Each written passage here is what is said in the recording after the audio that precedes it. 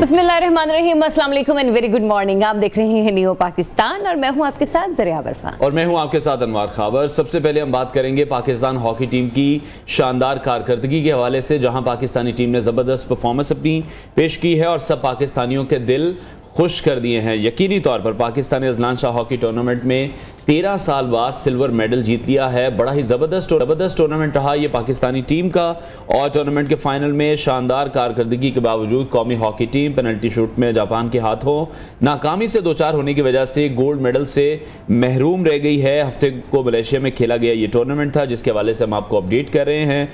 और बड़ा ज़बरदस्त पाकिस्तानियों ने खेल पेश किया, लेकिन फाइनल में हम नहीं जीत सके। लेकिन जिस तरह से लड़के खेले हैं उन्होंने दिल जीत लिए हैं। बिल्कुल दिल जीत लिए, और क्यों ना जीत ले, क्योंकि आज से पहले अगर हम देखें तो 13 साल तक पाकिस्तानी हॉकी टीम जिस तरीके से जवाल का शिकार रही है अनवार, वो हमारे लिए बहुत एक बुरा पैच रहा है। और जिस तरीके से हमारे ये लड़के माशाल्लाह परफॉर्म करते हुए नजर आ रहे हैं, तो इस वक्त पाकिस्तान के लिए सिल्वर मेडल लेना भी मैं कहती हूँ कि गोल्ड मेडल के बराबर ही होगा। और दूसरा फिर ये भी है कि हमारे हमेशा एथलीट इस बात का शिकवा शिकायतें करते रहते हैं कि हमारी जो गवर्नमेंट है या हमारे जो जितने भी बड़े बड़े बिग ब्रांड्स हैं, स्पॉन्सर्स जो हैं, वो क्रिकेट पर ज्यादा फोकस रखे हुए हैं। और जो क्रिकेट में हमारे लड़के क्या कर रहे हैं वो भी हमारे सामने है, कहां से पिट के आ रहे हैं, कहां से मारे खा कर रहे हैं। तो ऐसे में जो ये बच्चे अच्छा परफॉर्म करेंगे तो इनकी लिए क्लैपिंग बिल्कुल बनती है। और जिस तरह से सदर और वजीर आजम मुबारकबादें तो दे रहे हैं, लेकिन कुछ अमली इकदाम भी लें। और पाकिस्तान का जो कौमी खेल है हॉकी, मेरा ख्याल है उस पर अब फोकस करना चाहिए स्पोर्ट्स बोर्ड को। बिल्कुल ऐसा ही। और वही बात आ गई कि अनवर देखें, आप या मैं अच्छा परफॉर्म करें, हमारी मैनेजमेंट अगर हम ये कह दे कि हमने आपके लिए अनाउंस कर दी है, लेकिन हमारी मैनेजमेंट के इश्यूज वहीं के वहीं रहे, तो किसी भी अच्छे प्लेयर के लिए परफॉर्म टीम के साथ ही करना बनता है। आप तभी हैप्पी हो सकते हैं जब आपके मैनेजमेंट के इशू रिजॉल्व हो जाएं, ताकि आपने सिर्फ परफॉर्मेंस 1 से 2 दिन नहीं दिखानी, आपने आगे मुस्तकबिल में अपनी चीज को मजीद बेहतर बनाना होता है। एनीवेज, ये तो थी हमारी डिस्कशन। अभी टॉप स्टोरीज की तरफ बढ़ते हैं, फिर बाद में क्यों ना डिटेल डिस्कशन इस पर करें हम लोग। अली अमीन गंडापुर और फैसल करीम कुंडरी के दरमियान खतरनाक अल्फाज का तबादला। आजाद कश्मीर में सूरत हाल क्यों बिगड़ी, हंगामी इजलास तलब। हॉकी टीम ने पाकिस्तानियों के दिल जीत लिए। चित्राली नौजवान की अमरीकी खातून से शादी। और हॉकी के बाद अब हम बात करेंगे कुछ क्रिकेट के हवाले से। तो क्रिकेट कभी तो हमें बहुत ज़्यादा खुशी देती है और कभी ऐसा दुखी कर देती है जो कि अनइमेजिनेबल होता है, एक्सपेक्ट हम उसको नहीं कर पा रहे होते हैं। और ऐसा ही कुछ हुआ है जब कौमी टीम हमारी बिल्कुल ही गैर लगता है हमारी जो क्रिकेट टीम है ना अनवार, इन्होंने वो इंडियन मूवी नहीं कभी खुशी कभी गम, उसे बहुत सीरियस ले लिया है। प्लेयर्स देखते ही वो ये मुझे लगता है वीकेंड्स पे बिल्कुल ऐसे ही है। और आयरलैंड से पहले मैच में शिकस्त का जो वाकया है, जिस पर किसी को भी यकीन नहीं आ रहा था कि पाकिस्तानी टीम, जो कि अब कहा जा रहा है कि सबसे बेस्ट प्लेयर पाकिस्तानी टीम में मौजूद हैं, और अगर पाकिस्तानी टीम को ऑन पेपर देखते हैं तो इससे तगड़ी टीम पाकिस्तानी स्क्वाड जो है वो नहीं हो सकता। लेकिन ये हुआ है, Pakistani team world cup T20 world cup से कुछ ही रोज पहले, क्योंकि अब बहुत कम टाइम रह गया है, तो अब हम आयरलैंड से भी हार रहे हैं, उससे पहले हम न्यूजीलैंड की वो जिसको हम B, C और D टीम कह रहे थे, हम उससे भी आ रहे हैं। तो मेरा ख्याल है यहाँ पर भी जो रिकॉर्ड तोड़ने का सिलसिला है वो जारी है। इस सिलसिले में चेयरमैन PCB मोहसिन नकवी ने भी फिर डबलिन में खिलाड़ियों से 2 घंटे की एक तवील मुलाकात की है। उन्होंने खिलाड़ियों का हौसला भी बढ़ाया है, खिलाड़ियों को साथ ही साथ मेहनत करने की तवक्को भी की है, जज्बे के साथ अच्छा खेलने की तलकीन भी की है, जिसका रिजल्ट चलें कल ये जरूर मिला है कि पाकिस्तान टीम ने बाउंस बैक किया है और कल का मैच वो जीते हैं। और फाइनली आजम खान कल चल गए हैं 10 गेंदों पर उन्होंने 30 रन बनाए। यहाँ पे ये सिचुएशन लग रही है कि जैसे हमारी टीम ना बाकी जब टीमों के साथ चलकर खेलती है तो वो देखते हैं कहां तक जाते हैं, तो वो टीमें जाते जाते मैच ही लेकर आगे चली जाती हैं। बट एनीवेज, इन्हीं तमाम तर सिचुएशन पर हम बात करेंगे। प्रोग्राम में हमें ज्वाइन कर रही हैं sports analyst Mehdi Ali. A very good morning. सबसे पहले तो उस मैच के हवाले से बात कर लेते हैं जिसपे हमारी टीम को शिकस्त का सामना करना पड़ा। बेशक हमने दूसरा मैच जीता, लेकिन हमें अपनी खामियों पर किस हद तक और काबू पाना होगा, उसके लिए पहले हमें एक फहरिस्त तैयार करना होगी कि हम बैक टू बैक छोटी टीमें, जिसे हम खुद कहते हैं कि ये छोटी टीम है, लेकिन वो साबित करें कि वो छोटी टीमें नहीं है। हम हारते रहते हैं, फिर जब तक हमें जोर से कोई झटका ना दे, जैसे मोहसिन नकवी साहब ने दिया है लोगों को, तब तक इनको होश नहीं आती। बिल्कुल ऐसे आप सही कह रही हैं। Good morning to you both. और बात यही है कि देखिए हम आयरलैंड के खिलाफ खेल रहे हैं। आयरलैंड में ये एक ऐसी टीम है जो हमेशा एक ऐसी टीम है जो बड़ी टीम के खिलाफ खेलती तो हमेशा अच्छे परफॉर्म करते हैं। कौन भूल सकता है 2007 में जब आईसीसी क्रिकेट वर्ल्ड कप में जो वेस्ट इंडीज में हुआ था उन्होंने हमें हराया था, जिसके बाद हमारे कोच बॉब बुलमैन भी वो वफात पा गए थे और साथ में ये भी है कि फिर हम वर्ल्ड कप से भी बाहर हो गए थे। और इसी तरह अभी ये हो रहा है कि हम पहले मैच भी हम हारे थे, शिकस्त सामना पड़ा और अब जो है हमने पिछले कल अच्छी कारकर्दगी दिखाई, लेकिन अभी भी हमारी बहुत वीकनेसेस है और वो इसलिए क्योंकि हमारी जो टीम कॉम्बिनेशन है वो हमें नहीं सही पता चल रहा है। हमने कौन से प्लेयर्स को खेलना है, कौन से बेस्ट पोजीशन होंगे, और जब तक इसको फिगर आउट नहीं करेंगे और एज ए टीम जल नहीं करेंगे तो इस तरह हमें सामना करना पड़ेगा। देखिए आयरलैंड को हम अंडर एस्टिमेट नहीं कर सकते हैं क्योंकि वो किसी भी दिन आपको आके सरप्राइज करती है। पहले मैच में भी किया था और आखिरी मैच में भी वो पूरी कोशिश करेगी कि अपने घर पे जाके पाकिस्तान के खिलाफ अच्छी परफॉर्मेंस दे। ठीक है, लेकिन अभी जो पहले मैच की हम बात कर रहे हैं जिसमें पाकिस्तानी टीम हारी है, तो शायकीन बहुत ज़्यादा नाराज़ हैं। बाबर आजम पर बड़ी तनकीद हो रही है, उनकी कैप्टनसी को एवरेज कैप्टनसी कहा जा रहा है। और फिर उस दिन वाले मैच में जब आयरिश टीम शादाब खान को मतलब जिसे कहते हैं ना धो रही थी, आसानी से रन्स बना रही थी, फिर क्यों पांचवें बॉलर को क्यों नहीं आजमाया गया? कल भी कुछ ऐसे ही मनाजिर थे, इमाद और साइम जब बॉलिंग कर रहे थे, अच्छी बॉलिंग जा रही थी, लेकिन फिर से पेसर्स को लाया गया। वो जो दोस्ती यारी है उसका एलिमेंट शायद अभी तक नहीं जा रहा और फिर पेसर्स को मार पड़ी कल। ये बिल्कुल आप दुरुस्त फरमा रहे हैं। देखिए पाकिस्तान की यही बात है कि टीम हमारी बहुत अच्छी, टैलेंट की कोई कमी नहीं। बात यही होती है कि कैप्टनसी की बात आती है। कैप्टनसी ठीक है, आप बाबर आजम को लाएं, मोहसिन नकवी साहब लाएं, लेकिन जब वो उनको बिलीव करते हैं बाबर आजम कि वो अच्छा परफॉर्म कर सकते हैं अंडर प्रेशर। अगर आप अंडर प्रेशर परफॉर्म करते हैं तो देखें वो पिछले 5 साल से कप्तान है। अब थोड़ा सा उनको सीखना चाहिए कि स्ट्रैटेजी में थोड़ा सा ख्याल करना चाहिए। जब आपके बॉलर्स अच्छे परफॉर्म कर रहे हैं, चाहे स्पिनर्स हो, चाहे उस दिन आप वो इमाद वसीम और साइम अयूब, तो उनको जारी रखना चाहिए क्योंकि आप नहीं करेंगे तो अगर थोड़ी तब्दीलियां लाएंगे तो साथ में जाके पाकिस्तान को नुकसान पहुंच सकता था। शादाब खान तो बहुत ही, मैं कह सकते हैं ऐसे प्लेयर है जो जिससे जो है बहुत मसाइल, या तो वो बहुत अच्छे परफॉर्म करते हैं या बहुत खराब कारकर्दगी दिखाते हैं। उस दिन उन्होंने जाके 4 ओवर में 24 बॉल पे 54 रन दिए थे। तो और ठीक है बैटिंग उन्होंने ठीक किया, लेकिन वो एज अ बॉलर ज्यादातर खेलते हैं और अगर नहीं परफॉर्म करेंगे तो दूसरों को मौका देना चाहिए क्योंकि इस वक्त जो है पाकिस्तान के पास बहुत ऐसे प्लेयर्स हैं। तो यही देखना पड़ेगा कि देखो बाबर आजम ने आके T20 वर्ल्ड कप और साथ में इंग्लैंड के खिलाफ, वर्ल्ड चैंपियंस इंग्लैंड के खिलाफ 4 मैचेस सीरीज खेलनी है, तो उनके पास अभी भी जो मौका है कि वो अपनी टीम ठीक करें, स्ट्रैटेजी भी ठीक करें, टीम को कंसल्ट करें और बेस्ट प्लेयर्स चुने क्योंकि आगे जाके जैसे वर्ल्ड कप शुरू होगा तो हमारे 4 मैचेस होंगे और हमें बिल्कुल शुरुआत ही अच्छी करनी पड़ेगी। ये जो आपने भी वर्ल्ड कप के हवाले से बात की ना, इस बार कोई 6-7 टीमें या 10 टीमें नहीं खेल रही हैं। हमारे लिए अली सबसे बड़ा टास्क ये है कि इस कंपटीशन में 20 टीमें पार्टिसिपेट करेंगे और जिस तरीके से आयरलैंड की टीम परफॉर्म कर रही है, इससे पहले भी जिस तरीके से हमें न्यूजीलैंड के हाथों शिकस्त का सामना करना पड़ा, ये टीमें साबित कर रही हैं कि अब ये छोटी टीमें नहीं है और ये आगे चलकर अफगानिस्तान से टफ टाइम देंगी। बिल्कुल ये जो इशारा देना अफगानिस्तान से, क्योंकि जो हमारा पिछले वनडे इंटरनेशनल में जो हमारा हाल रहा है वो इंतहाई बुरा रहा है। हम लोग वहां पर भी अच्छा परफॉर्म नहीं कर पा रहे थे, तब भी हम लोग यही कर रहे थे फलाने से जीत जाए तो ये हो जाएगा, फलाना कोई मैच हार जाए तो ये हो जाएगा। ये कैलकुलेशन हर वक्त पाकिस्तानी कौम नहीं लगा सकती।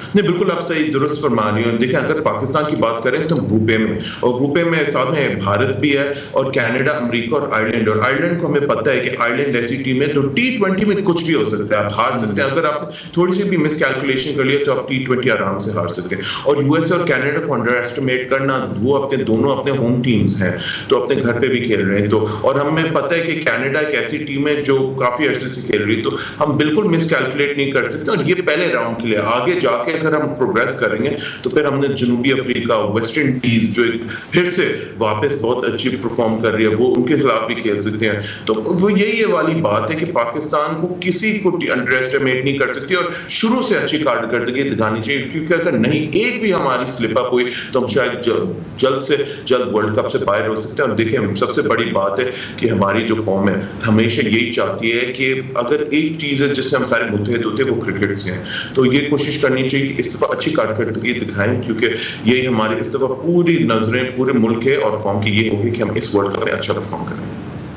ठीक है। अच्छा अली, 2 अब इश्यूज हैं जो कि हम देख रहे हैं। पाकिस्तानी बैटिंग स्टाइल में भी देखें तो जो मॉडर्न डे क्रिकेट है उसको भी प्रॉपर तरीके से नहीं अपना पा रहे हैं। फिर भी कहीं ना कहीं अगर बैटिंग हमारी सर्वाइव कर भी जाती है, जो हम अपनी पेस बैटरी की बात करते थे कि हमारे पास बॉलिंग लाइनअप बड़ा अच्छा है, पूरी दुनिया उस लाइनअप से डरती है, अब ऐसा कुछ दिखाई नहीं दे रहा। 193 रन बना लिए आयरलैंड जैसी टीम ने, और पाकिस्तानी बॉलर्स अब हम देख रहे हैं कि उन्हें बड़ी मुश्किलों का सामना करना पड़ रहा है। बिल्कुल उसका सामना करना पड़ा और काफी खराब करके अगर कल देखें तो साथ में शाहीन शाह अफरीदी ने विकेट्स तो लिए हैं, 3 विकेट्स, और आमिर ने भी 1 विकेट लिया, लेकिन दोनों इकॉनमी बहुत खराब, बहुत एक्सपेंसिव रहे। शाहीन शाह अफरीदी ने जाके 49 कंसीड किए थे और मोहम्मद आमिर ने 44 किए थे। तो और साथ में ये है कि नसीम ने भी 9 रन कंसीड किए थे। तो इससे साफ जाहिर ये हो रही है कि हमारी पेस बैटरी है वो थोड़ी सी ऑफ कलर लग रही है, और इसकी वजह से हमारी सारी एम्फेसिस होगी और सारी जो है जोर होगी स्पिनर्स पे। और स्पिनर्स में आपके इमाद वसीम में जो कमबैक कर रहे हैं और उम्मीद है वो अच्छे हैं, साइम अयूब भी है, और साथ में ये है कि आपको ये भी नहीं, और सबसे बड़ी बात ये कि और जो हमारे स्पिनर्स हैं साथ अबरार, उनको भी मौका देना चाहिए। और देखें अगर आप उसामा मीर को नहीं दे रहे हैं तो किसी तरीके से शादाब को उनको थर्ड वापस फॉर्म में लाना चाहिए, क्योंकि आगे ये जो वर्ल्ड कप होगी ये स्पिनर्स का वर्ल्ड कप होगा। मेरा नहीं ख्याल है कि पेस बैटरी इतनी चलेगी, क्योंकि बाउंड्रीज छोटी हैं। जब ऐसे होते हैं तो आपको पूरे स्पिनिंग जो ट्रैक है उसका पूरा फायदा उठाना चाहिए। अच्छा, दूसरा ये भी, एक तो स्पिनर्स के हवाले से जो आपने बात की, ये इस बात के बारे में तो हर कोई तब से बात करता आ रहा है जब हमारा ये वनडे इंटरनेशनल खत्म हुआ था, उस वक्त भी हम लोग यही कह रहे होते थे कि हमारे पास अच्छे स्पिनर्स मौजूद नहीं है। और इस बार जब हमारे पास स्पिनर्स थे तो उन्हें यूटिलाइज नहीं किया जा रहा था, उनकी जगह पेसर्स को यूज किया जा रहा था। तीसरा सवाल यहाँ पर ये आता है कि जब हमारे बैटर्स भी नहीं परफॉर्म कर पाते, क्योंकि हमारा जो एवरेज स्कोर है जिसपे हम लोग बड़े खुश हो जाते हैं वो 170 या 185 के बिटवीन ही रहता है, जबकि जो बड़ी मुश्किल से, बिल्कुल, जबकि बाकी जो टीमें हैं वो 200 प्लस प्लस प्लस पर चली जाती हैं T20 में। तो हम लोग तो यहाँ पर अपना रन रेट भी नहीं बढ़ा पा रहे हैं। ये बिल्कुल आप दुरुस्त फरमा रही हैं। देखिए हमारी यही वाली बात है कि पेस बैटरी जो है, मैं तो अभी भी एक्सपेक्ट करता हूँ कि पेस बैटरी थोड़े से रिदम में आएंगे सारे प्लेयर्स तो वो अच्छे थोड़ा सा परफॉर्म करने लग जाएंगे। लेकिन ये वर्ल्ड कप में देखें विकेट्स भी लेना पड़ेगा, साथ में पेस बैटरी इसको एज ए कॉम्बिनेशन परफॉर्म करना पड़ेगा। 2-3 जो हमारे मेन प्लेयर्स हैं उनको अच्छा परफॉर्म करना पड़ेगा।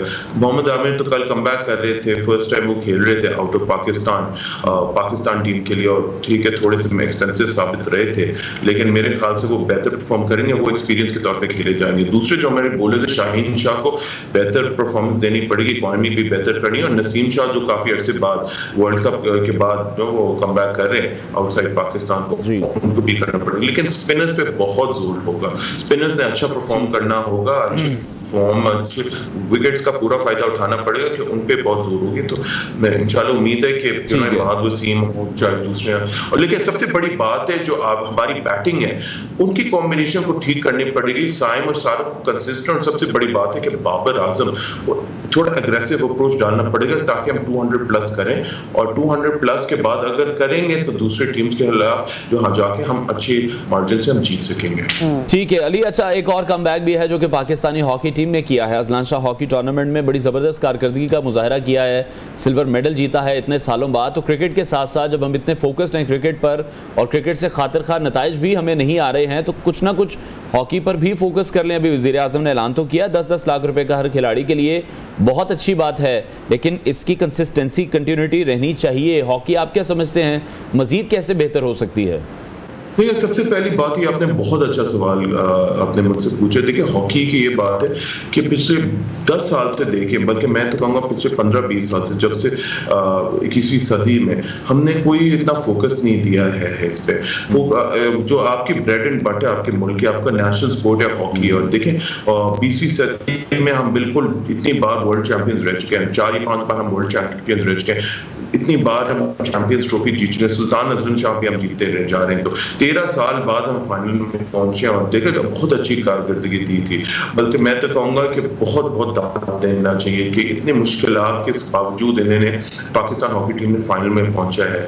और मेरे ख्याल से अगर इसको जारी हमें रखना है तो इसमें खूब हुकूमत की तरफ से और प्राइवेट इदारों से जो है इन्वेस्टमेंट मिलनी चाहिए, इसकी मार्केटिंग भी होनी चाहिए। और जिस तरीके से सारे कौम की नजरें और हमारे वज़ीर आज़म पाकिस्तान और साथ में वज़ीर आला पाकिस्तान और साथ में जो है वो मोहसिन नकवी साहब की हुई है, इस पे थोड़ी सी वो अटेंशन आई है। इसी तरह करनी चाहिए थोड़ी इन्वेस्टमेंट, क्योंकि ये हमारे लड़के आगे बढ़ा सकते हैं। क्योंकि इस वक्त जो है हमारे जो कोच है रोनाल्ड ऑल्टमैन, बहुत अच्छे कोच हैं, बहुत इन्होंने हमें जो है टीम को अच्छी कॉन्फिडेंस दी और अच्छी परफॉर्मेंस दी है और अच्छी गाइडेंस की वजह से आगे जा चुकी है। तो मेरे ख्याल से जो फ्यूचर है बहुत ब्राइट है पाकिस्तान। अच्छा, फ्यूचर को मजीद ब्राइट करने के लिए अली, मैं लास्टली आपसे ये पूछना चाह रही हूँ कि जो Azlan Shah hockey cup tournament था, इसमें भी जो टॉप 10 टीमें थी वो नहीं खेली इस टूर्नामेंट को। क्योंकि सिर्फ मैं ये नहीं कह रही हूँ कि पाकिस्तान इसको डिस्करेज करता है, इस किस्म के टूर्नामेंट्स को, या हम तो हॉकी को ही बहुत ज़्यादा डिस्करेज कर रहे होते हैं।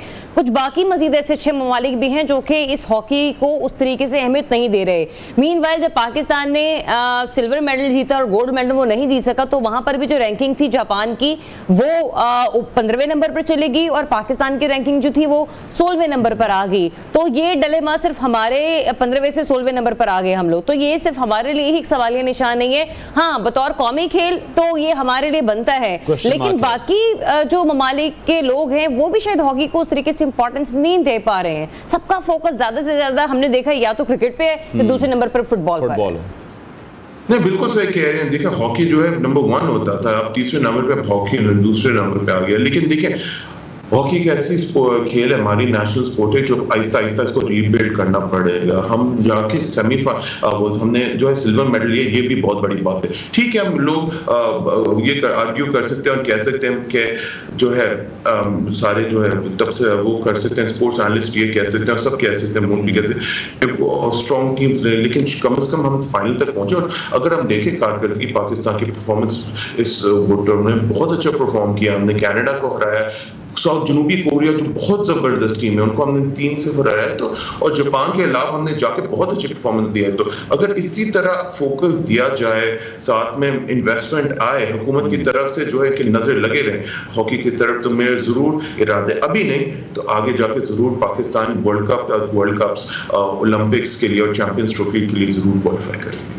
ठीक है, बहुत शुक्रिया स्पोर्ट्स एनालिस्ट अली मेहदी हमें हमारे साथ इन कॉन्वर्सेशन और प्रोग्राम में जब हम बात कर रहे थे हॉकी टीम के हवाले से भी, तो बड़ी शानदार परफॉर्मेंस रही हॉकी टीम की और यही परफॉर्मेंस अब एक्सपेक्ट की जा रही है हमारी क्रिकेट टीम से कि जिस तरह से आयरलैंड के साथ मैचेस अब जारी हैं, उसके बाद इंग्लैंड भी जाना है, वहां पर भी खेलना है और फिर T20 वर्ल्ड कप का भी इंतजार किया जा रहा है। बिल्कुल ऐसा ही, जहां पर यहाँ पर आपने कुछ थोड़ी अच्छी और कुछ बुरी खबर हमें, यानी कि मतलब क्रिकेट के हवाले से तो बुरी खबर ही थी, लेकिन अभी भी एक अहम ब्रेकिंग है वो आपके साथ शेयर कर देते हैं कि मटियारी में कौमी शाहराह पर कोच और ट्रेलर में तसादुम हुआ है और तसादुम के नतीजे में 5 मुसाफिर जाँ बहक हो चुके हैं, जबकि 12 से ज़ायद ज़ख्मी हैं। और ज़ख्मी के हवाले से बताया जा रहा है कि उन्हें करीबी अस्पताल फौरी तौर पर मुंतकिल किया गया है, जबकि जाँ बहक होने वालों में 2 बच्चे भी शामिल हैं। इंतहाई अफसोसनाक वाक़या ये मटियारी में सुबह के औकात में पेश आया है, जहाँ पर कौमी शाहराह पर कोच और ट्रेलर में तसादुम हुआ, 5 मुसाफिर जाँ बहक, 12 से ज़ायद ज़ख्मी हुए हैं।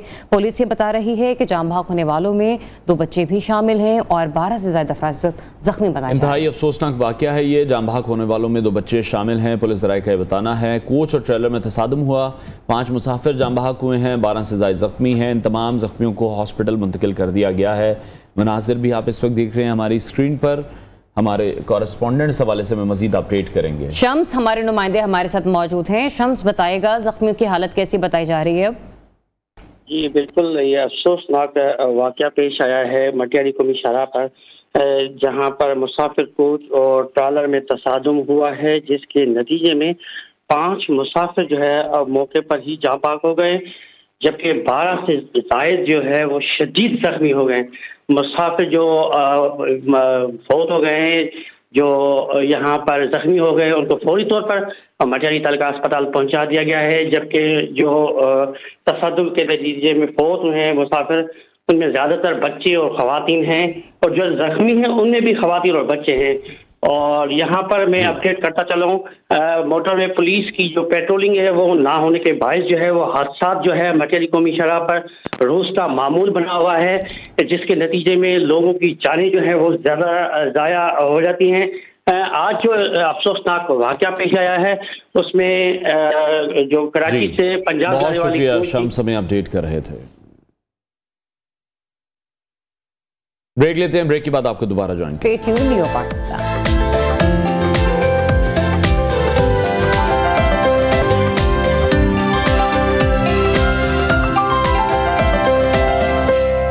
Welcome back once again. Break के बाद एक ब्रेकिंग न्यूज़ है आपके लिए आईएमएफ के हवाले से कि नए कर्ज प्रोग्राम और बजट पर आईएमएफ से मुज़ाकरात होने हैं। वज़ारत ख़ज़ाना ने इस हवाले से आईएमएफ और पाकिस्तानी टीम का पहला तारुफी सेशन हुआ है। ज़रा ये भी बता रहे हैं कि मिशन के 12 से ज़ायद अरकान नए प्रोग्राम पर मुज़ाकरात कर रहे हैं। तो आइंदा वफाकी बजट और नए कर्ज प्रोग्राम के लिए मुआशी टीम ने वर्किंग कंप्लीट कर ली है। नए कर्ज प्रोग्राम और बजट पर आईएमएफ से मुज़ाकरात। वज़ारत ख़ज़ाना में आईएमएफ और पाकिस्तानी टीम का पहला तारुफी सेशन।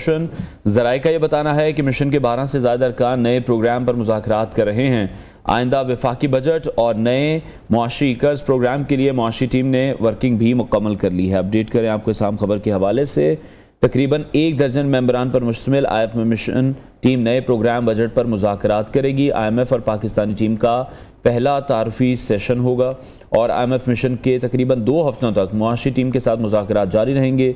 मुज़ाकरात के दौरान आइंदा प्रोग्राम का हुजम और दौरानिया भी तय किया जाएगा। नए कर्ज प्रोग्राम और बजट पर आईएमएफ से मुज़ाकरात। आईएमएफ मिशन वज़ारत ख़ज़ाना पहुँच गया है। आईएमएफ और पाकिस्तानी टीम का पहला तारुफी सेशन होगा।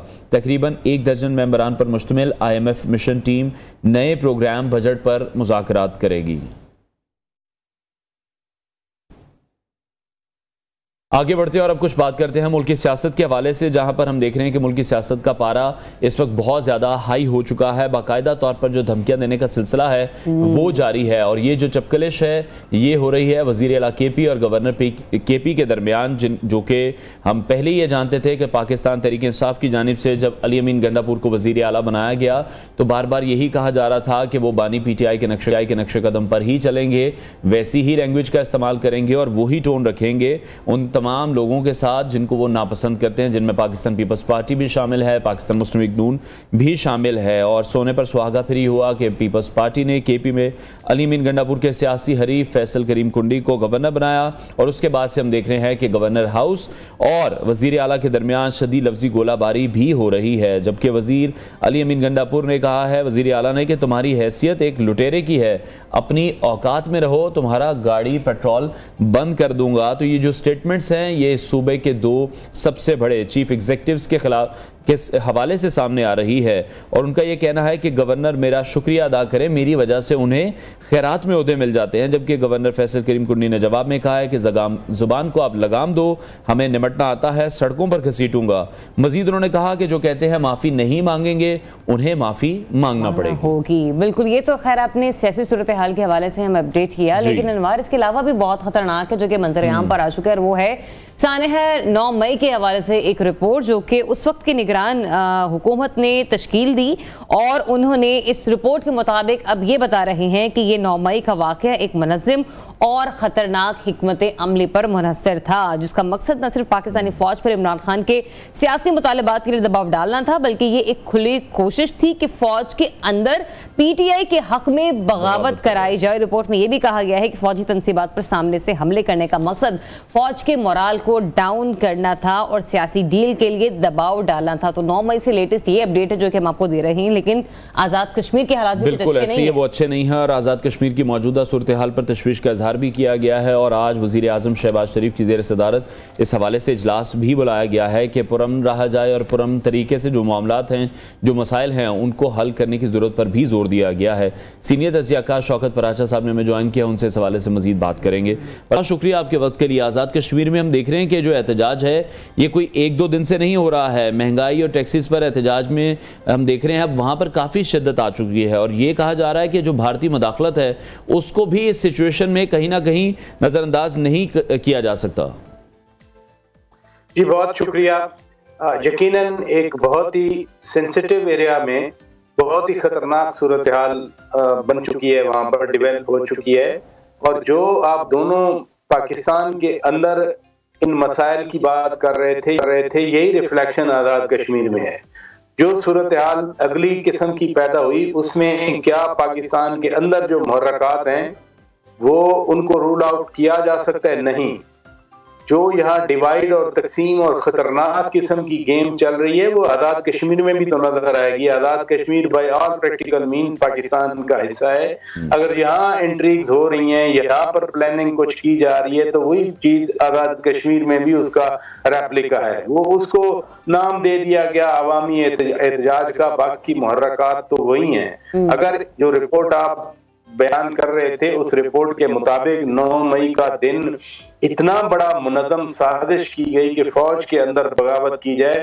ये लफ्ज़ कहते हुए खौफ आना चाहिए, ये लफ्ज़ सोचते हुए खौफ आना चाहिए कि पाक फौज में बगावत अगर करवाने की, वहां पर बगावत को उकसाने की कोशिश की जाए तो इस मुल्क का इस सारी सूरत हाल में अफगानिस्तान, इंडिया, ईरान के साथ जो हमारी ताल्लुकात रहे पिछले जनवरी में, उस सारे तनाजुर में इमेजिन करें कि जब ये सोचा गया होगा या ये कंसीव किया गया होगा, वही सोच अब अगर आज़ाद कश्मीर में भी नहीं बात आई, आज़ाद कश्मीर में। राजा साहब, आपका जो इशारा है वो फिर पाकिस्तान तहरीक इंसाफ की तरफ है, जो उनके सोशल मीडिया अकाउंट से अभी हम देख रहे हैं, क्योंकि अगर हम हुकूमत की बात करें, इदारों की बात करें, तो वो तो तहम्मुल का मुजाहरा करते हुए दिखाई दे रहे हैं। अभी तक कोई ऐसा नुकसान रिपोर्ट नहीं हुआ जो कि हम कहें कि आवाम का नुकसान हुआ है, लेकिन इन झड़पों में एक ASI जिंदगी की बाजी हार गया है। 9 मई के जो मुहर्रकात थे वो कोई PTI के सोशल मीडिया वाले थोड़े थे। जो PTI की कुव्वतें खड़ी हैं, मैं तो उनकी बात कर रहा हूँ कि वो इतनी मुनज़्ज़म हैं और वो इतने ऑर्गेनाइज्ड हैं। 9 मई वाले दिन आप सारा दिन देखते रहेंगे किस तरह से एक ऑर्गेनाइज्ड मैनर में सिर्फ फौजी इंस्टॉलेशन पे अटैक किए गए। वो मियां वाली हो, फैसलाबाद हो, लाहौर हो या दीगर शहर हो, पेशावर आपने देखा, पेशावर रेडियो को जला दिया गया, फिर बाला हसार पर फायरिंग की गई, किला बाला हसार की बात कर रहा हूँ। तो वो जो मुनज़्ज़म एक काम किया गया और अल्हम्दुलिल्लाह वो नाकाम हो गया उस दिन। अब मुज़ाकरात की भी आप बात कर रहे हैं।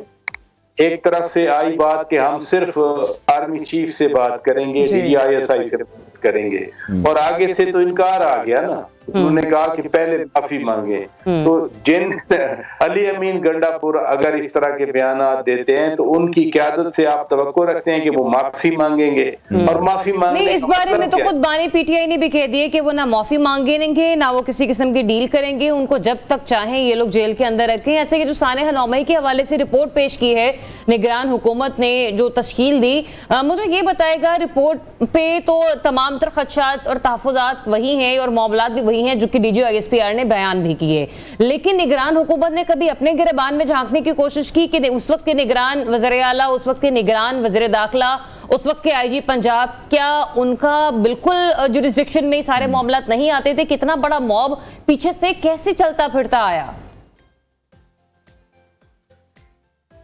क्या हम सोच सकते हैं कि हम अपनी ही फौज पर हमले करेंगे? क्या हम ऐसा ख्वाब में भी सोच सकते हैं कि जो लोग हमारे लिए अपनी जिंदगी बॉर्डर पे कुर्बान करते हैं खड़े होकर, या इधर पाकिस्तान में दहशतगर्दी के खिलाफ जंग 20 साल चली है, हम मीडिया में रहकर सब देखते रहे हैं कि जहां कोई नहीं पहुंच सकता वहां पर हमारे सिक्योरिटी फोर्सेस आगे पहुंचकर अपनी जानें देते हैं। क्या मैं एज अ पाकिस्तानी कभी सोच सकता हूं कि मैं कोर कमांडर हाउस जाकर उसको आग लगा दूंगा, या मैं उसकी वो जो एक यूनिफॉर्म है मैं उसको ऐसे डिस्प्ले करूंगा, एक तमाशा बनाऊंगा दुनिया के सामने? लेकिन फराज साहब, ये तो सवाल यहाँ पर आ गया है कि फिर निगरान गवर्नमेंट इंतजार कर रही थी कि ये मॉब जाता कहाँ पर है, वो देखना ये चाह रहे थे, मतलब वो खुद से असेसमेंट करना चाह रहे थे कि ये लोग जाएंगे कहाँ पर। हमने हाल ही में अभी देखे कि जब लॉयर्स एहतजाज कर रहे थे तो किस तरीके से बड़े ही मुस्बत तरीके से रियासत ने उस चीज को काउंटर किया है। वाटर कैनन का इस्तेमाल किया गया, हमने देखा कि बड़े भरपूर तरीके से वज़ीर आला ने भी स्टेटमेंट की कि ताकत का इस्तेमाल करें लेकिन किसी को नुकसान नहीं पहुंचना चाहिए। तो उस वक्त मतलब ये जिन 3 लोगों के मैं नाम यहाँ पर जिक्र कर रही हूँ, ये क्या नुकसान का इंतजार कर रहे थे कि नुकसान होगा तो कोई एक्शन लेंगे? जो मुंतखब हुकूमत होती है उसके पास रिस्क लेने का, ताकत का इस्तेमाल करने का हर अख्तियार होता है। जो निगरान है वो इनहेरेंटली थोड़ा सा वीक होते हैं, और फिर जब हम कहते हैं कि आज़ार राय की आज़ादी होनी चाहिए, असेंबली की आज़ादी होनी चाहिए, मार्च करने की आज़ादी होनी चाहिए, लॉन्ग मार्च हमारा जमहूरी हक है जी। हम एक बात ये भी करते हैं और दूसरी बात हम ये भी करते हैं कि आगे से वो कैनन मारते, वो डंडे मारते। फिर अगर वो डंडे मारे होते उस दिन अगर उन्होंने इस तरह का ये वाटर कैनन ही समझ लें, तो फिर भी तो कहते ना कि जी हमारा जो एक आईनी हक है एहतजाज करने का, उससे महरूम किया जा रहा है। बात एहतजाज की या उसको रोकने की नहीं हो रही, बात उस सोच की हो रही है कि जिस सोच की बुनियाद पर आपने जाकर हर उस जगह पे हमला किया, GHQ हो, वो कोर कमांडर का घर हो, वो बाला हिसार हो, वो ISI के दफातर हो, ये वो मुनज़्ज़म ये वो मुनज़्ज़म एक ऑर्गेनाइज्ड एफर्ट थी और नाकाम हुई अल्हम्दुलिल्लाह कि वो बगावत कराने में कामयाब ना हुए। लेकिन पाकिस्तान के अंदर एक स्कार पैदा हो गया कि हाँ, हमने ही अपनी फौज को स्टैब करने की कोशिश की। लेकिन पराचा साहब, आप फिर किस तरह से देख रहे हैं? 1 साल का अरसा गुजर चुका है, अभी केसेस भी अदालतों में मौजूद हैं, क्या ट्रायल फिर उस तरह से नहीं हो रहे जिस तरह से होने चाहिए थे? 1 साल में तो इन तमाम केसेस का फैसला हो जाना चाहिए था। पाकिस्तान तहरीक इंसाफ से बहुत से लोग हैं जो कि इस वाक़े से लाताल्लुकी का इजहार कर चुके हैं, उन्हें क्लीन चिट मिल चुकी है, जो अभी जेलों में मौजूद हैं वो तो कहते हैं हम तो माफ़ी किसी सूरत नहीं मांगेंगे। 3 पहलू इन केसेस के बने। नंबर 1, एक तो था कि जो लेजिस्लेटिव काम था वो किया गया या नहीं। मिलिट्री एक्ट 1952 में अमेंडमेंट की गई, ऑफिशियल सीक्रेट एक्ट 1924 में अमेंडमेंट की गई और जो फौज पर हमलों में मुलव्वस हों उनका केस मिलिट्री कोर्ट में चलाने की बात की गई। वो हुआ, वो अमेंडमेंट्स आ गई। फौज ने अपने अंदर जो अकाउंटेबिलिटी थी, आपको याद है एक प्रेस कॉन्फ्रेंस हुई थी DGISPR की और उन्होंने बताया था कि हमने कोई 3 ऑफिसर्स और बाकी जो लोग थे उनको हमने इन केसेस में ट्रायल अपना मुकम्मल कर लिया है। तीसरा था हमारी अपना जुडिशल, जब मिलिट्री कोर्ट में ट्रायल के लिए यानी खालिस्तान उन अफराद का ट्रायल जो फौज पर हमलों में मुलव्वस थे, वो मिलिट्री कोर्ट में ट्रायल पर अदालत में पिटीशन आई तो पहले तो अदालत ने उसको उड़ा दिया, फिर एक लार्जर बेंच बना, उससे बड़ा बेंच बना, उस बेंच ने स्टे दे दिया ये कहकर कि आप मिलिट्री कोर्ट्स में ट्रायल तो करें लेकिन जिनको सजा देने का आप कंक्लूड कर लें उनकी सजा अनाउंस ना करें, जिनको छोड़ना है उनको छोड़ दें।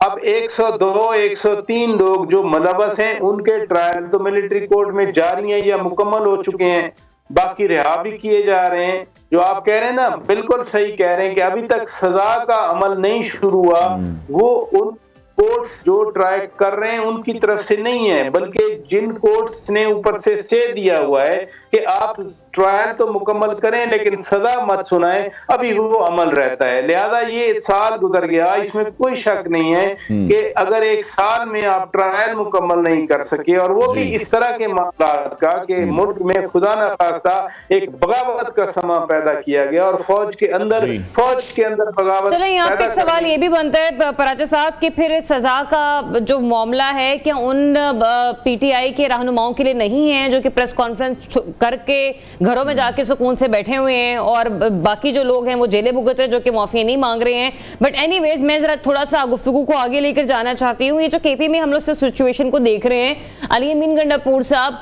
इस वक्त अभी से नहीं, मतलब जब से वो वज़ीर आला मुंतखब हुए हैं तब से उन्होंने सिर्फ बयानबाजी पर ही अपना फोकस रखा हुआ है, बजाय इसे सिर्फ सूबों के मजीद कामों को देखें और उनको खुश उसलूबी के साथ हल करें, बनिस्बत इसके कि वो देखें कि सिंध में किस तरीके से काम हो रहा है या फिर पंजाब में किस तरीके से काम हो रहा है या वहाँ के चीफ मिनिस्टर्स मुख्तलिफ मंसूबों पर काम कर रहे हैं। उनका फोकस इस वक्त हमें सिर्फ और सिर्फ पॉलिटिकल सिचुएशन को मजीद और डिस्टेबलाइज करने पर ही नजर आ रहा है। ये तो PTI की ओवरऑल एक स्ट्रेटेजी भी है ना कि उनके लीडर बंद हैं जेल में, वो बार बार खुद कहते हैं कि हमारी प्रायोरिटी यही है कि हमारे लीडर को रिहाई मिले और रिहाई के लिए स्ट्रेटेजी उन्होंने बनाई है कि बहुत ही प्रेशर डालना है, इतना प्रेशर डालना है कि आप एक इस हद तक पहुंच जाएं जो अभी हम बात कर रहे थे। तो जो अली अमीन बात करते हैं वो तो एग्रेसिव पॉलिसी का, उसी स्ट्रेटजी का हिस्सा है जो स्ट्रेटजी उनकी पार्टी ने अपनाई हुई है। वो मीडिया पे हो, सोशल मीडिया पे हो, वो रैलीज में हो, वो जलसों में हो, उनकी टेनर एंड लैंग्वेज टेनर जो है वो एक ही तरह की है कि आपने चढ़ाई करनी है हर सूरत में। अली अमीन खान गंडापुर की ये एक्सेप्शन है कि वो चीफ मिनिस्टर बने हैं, बजाय इसके कि वो बैठकर बात करें एज अ चीफ मिनिस्टर, एक सूबे के चीफ एग्जीक्यूटिव के तौर पर बिहेव करें, वो नहीं कर रहे। और वो लेकिन आपने देखा जब यहाँ मिलने के लिए आए थे, प्राइम मिनिस्टर से मुलाकात हुई थी, तो बाहर निकलकर उन्होंने प्रेस कॉन्फ्रेंस की कि हाँ हम मिलकर चलने के लिए जो एग्जीक्यूटिव के मामलात हैं हम मिलकर चलाएंगे। और इतना क्रिटिसिज्म हुआ उनकी पार्टी की तरफ से कि आपने फोटोआं क्यों बनवाई, आपने तस्वीर क्यों बनवाई हैं, आपको तस्वीर नहीं बनवाना चाहिए थी। तो जो पार्टी के अंदर का प्रेशर है वो भी अली अमीन खान गंडापुर के ज़हन में रहता है, उनकी अपनी तबीयत भी ऐसी है। रही दूसरी बात फैसल करीम खान कुंडी साहब के साथ उनकी कॉम्पिटिशन की, वो दोनों डेरा इस्माइल खान से हैं, और मत भूलिए कि दोनों मुखालिफिन हैं मौलाना फजलुर रहमान साहब के, तो वो लोकल पॉलिटिकल राइवलरी जो है वो भी चलती है। और इस सूबे के मसाइल हल करने के लिए इस सूबे के दोनों ही चीफ एग्जीक्यूटिव को आपस में मिलकर जरूर बैठना होगा। बहुत शुक्रिया तजिया का। शौकत पराचा साहब हमारे साथ इन कॉन्वर्सेशन थे। ब्रेक लेते हैं नाज़रीन, ब्रेक के बाद आपको दोबारा ज्वाइन करें। Stay tuned new Pakistan.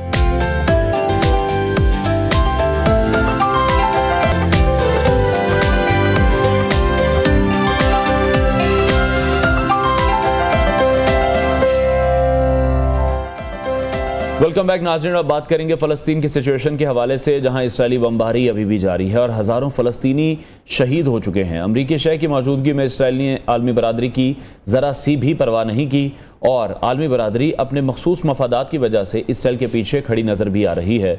मगरबी यूनिवर्सिटियों से हम देख रहे हैं कि उठने वाली एहतजाज की जो लहर है अब इसराइल के खिलाफ ताकतवर आवाज़ बन चुकी है। लंदन की सोएस यूनिवर्सिटी में तलबा ने एहतजाजी कैंप का नाम आज़ाद इलाका और यूनिवर्सिटी कॉलेज लंदन में कैंप का जो नाम है वो रिफा कैंप्स रख दिया गया है। दूसरी जानिब अक़वाम मुत्तहिदा में आलमी बरादरी फ़लस्तीन को अक़वाम मुत्तहिदा की मुकम्मल रुकनियत देने की हिमायत करती नजर आ रही है। बिल्कुल, जिसका एक वाज़े मुज़ाहरा जनरल असम्बली में आलमी तंजीम के 143वें अरकान ने फ़लस्तीन को अक़वाम मुत्तहिदा की मुकम्मल रुकनियत देने के हक में पेश की गई करारदाद को मंजूर करके किया है। अब इसराइल और अमरीका समेत 9 ममालिक ने करारदाद की मुखालफत की, जबकि 25 अरकान ने राय शुमारी में हिस्सा नहीं लिया। अक़वाम मुत्तहिदा की जनरल असम्बली ने फ़लस्तीन के अक़वाम मुत्तहिदा का मुकम्मल रुकन बनने के लिए अहलियत की तस्लीम की सलामती काउंसिल से सिफारिश की है कि वो फ़लस्तीन के अक़वाम मुत्तहिदा के मुस्तकिल रुकन बनने की करारदाद की हिमायत करे, लेकिन इसराइली सफ़ीर ने गुरूर का मुजाहरा करते हुए अक़वाम मुत्तहिदा का चार्टर टुकड़े टुकड़े कर दिया। बिल्कुल, अक़वाम मुत्तहिदा में फ़लस्तीनी सफ़ीर रियाज मंसूर ने वोटिंग से कबल अपनी तकरीर में कहा कि हम अमन चाहते हैं, हम आज़ादी चाहते हैं और इस करारदाद की हिमायत में वोट फ़लस्तीनी वजूद के लिए वोट है। इसी तमाम सिचुएशन पर हम बात करेंगे। सीनियर फ़लस्तीनी सहाफ़ी जलाल फरा ने हमें ज्वाइन किया है। जलाल, बहुत शुक्रिया आपके वक्त के लिए। अगर मुत्तहिदा फ़लस्तीन को मेंबर बना लेता है तो फिर आप किस तरह से देख रहे हैं? फ़लस्तीन का वजूद तो तस्लीम हो जाएगा, फिर जो एक बात की जाती है ग्रेटर इसराइल नामी, वो तो फिर कोई मंसूबा रह ही नहीं जाएगा। आपको लग रहा है कि ये रुकावट ख़त्म हो सकती है और मुस्तक़बिल करीब में जो फ़लस्तीन है वो अक़वाम मुत्तहिदा का रुकन बन सकता है? जी, बिस्मिल्लाहिर्रहमानिर्रहीम। बहुत बहुत शुक्रिया न्यू न्यूज़ के लिए। मेरी तरफ से एक पैगाम है, हम लोग जो गज़ा के अवाम हैं आपके बेहद शुक्रिया। बड़ा इत्तेफाक की बात है कि पिछली जंग में और इस जंग में सबसे पहले जिसने गज़ा की जंग का कवरेज की वो न्यू न्यूज़ थी और पहला प्रोग्राम था मेरा पिछली जंग और इसी जंग में वो भी न्यू न्यूज़ में था। तो हम लोग आपके बेहद मशहूर हैं। अच्छा देखिए सबसे पहले बात तो ये जो अक़वाम मुत्तहिदा की जो आपने बात की है, रेजोल्यूशंस की जो बात की है, आपको भी पता है, सबको पता है कि आखिर में ये जो रेजोल्यूशंस है वो रेफर किया जाता है सिक्योरिटी काउंसिल के लिए। हम इस रेजोल्यूशन से जिस पे तकरीबन अब 140 लोगों ने ममालिक ने इन्होंने वोटिंग फ़लस्तीन के हक में दी है, हम इससे ऑप्टिमिस्टिक नहीं है, यानी हम इससे मुतमईन नहीं है। वो इसलिए कि हम इसराइल और अमेरिका को बखूबी जानते हैं। यकीनन इस करारदाद पे, इस रेजोल्यूशन पे अमेरिका अपना पावर इस्तेमाल करेंगे, वीटो जो ये हमेशा ये तलवार जो तैयार होता है कि इस जो भी चीजें हैं फलस्तीन के हक में, जो भी चीजें हैं इसराइल की खिलाफ है, वो बाकायदा इस पे वीटो कर दिया जाता है। तो जाहिर है अगर आप अक़वाम मुत्तहिदा के रेजोल्यूशंस की बातें करेंगे और करारदादें, तो बहुत से ऐसे करारदादें हैं अक़वाम मुत्तहिदा के जिस पर अमल दरामद नहीं हुई है। कोई नई बात नहीं है फलस्तीन के हक में करारदादें मंजूर करना या रेजोल्यूशंस हैं, क्योंकि वी नो वेरी वेल, हमें अच्छी तरह पता है कि अमेरिका वीटो करेंगे। और बाकायदा ये बात अमेरिकन सीनियर पॉलिटिशियन की बयानात है जो मैं 2-4 दिन से सुन रहा हूँ। वो ये कहता है कि इस वक्त फलस्तीन, आजाद रियासत फलस्तीन का जो रेजोल्यूशन है वो मुनासिब नहीं है। वो खुद इनका कहना यही है कि ये टाइम मुनासिब नहीं है। फर्स्ट ऑफ ऑल इनका कहना यही है कि first of all we have to solve the problem of war, यानी फलस्तीन का जो इस वक्त गजा में जो जंग है, सबसे पहले उसको हल करना होगा, एक सीज फायर तक हमें पहुंचना होगा। उसके बाद फिर जो जमीन है इसराइल और फलस्तीन के बीच में, इसका भी तायुन करना होगा। फिर उसके बाद हम 2 स्टेट सॉल्यूशन की तरफ जाएंगे। तो to be frankly we are not, हम बिल्कुल मुतमईन नहीं है इस अक़वाम मुत्तहिदा की करारदाद से। अच्छा, इसमें जलाल साहब, गजा की जो मौजूदा जंग है वो इसराइल ने मुकम्मल तौर पर अमेरिका की हिमायत से लड़ी है। फिर हमने ये भी देखा कि अमेरिका आर्जी तौर पर बमों की सप्लाई तो रोकता रहा ही है, लेकिन जहां पर फ़लस्तीन के हल की बात आती है तो फौरी तौर पर इसराइल की जानिब खड़ा हो जाता है। अब अमेरिका की इसराइल के लिए इस कदर नाजायज़ हिमायत, मतलब ये एक बहुत बड़ा सवाल, ये निशान है कि मतलब हाथी के दांत दिखाने के कुछ और है और खाने के कुछ और है। देखिए इस अमेरिका की और इसराइल के साथ हमारा बड़ा पुराना तारीख है और हमारे इसराइल का जो जंग है वो आपको पता है 75 साल से। देखिए इस अमेरिका कहता कुछ और है, करता कुछ और है। अच्छा, ये भी आप ये सुन के आप हैरान हो जाएंगे कि मैं भी आपको ये कहूँ कि जो अमेरिका ने अभी जो बाइडेन साहब ने जो बातें की है, जो ऐलानात किए, जो बयान दिए कि हम अभी इसराइल को इख्तियार फराम नहीं करेंगे, मैं भी इनकी बात, मुझे भी इनकी बातों पर यकीन नहीं है, क्योंकि हमेशा अमेरिका कहता कुछ और है, करता कुछ और है।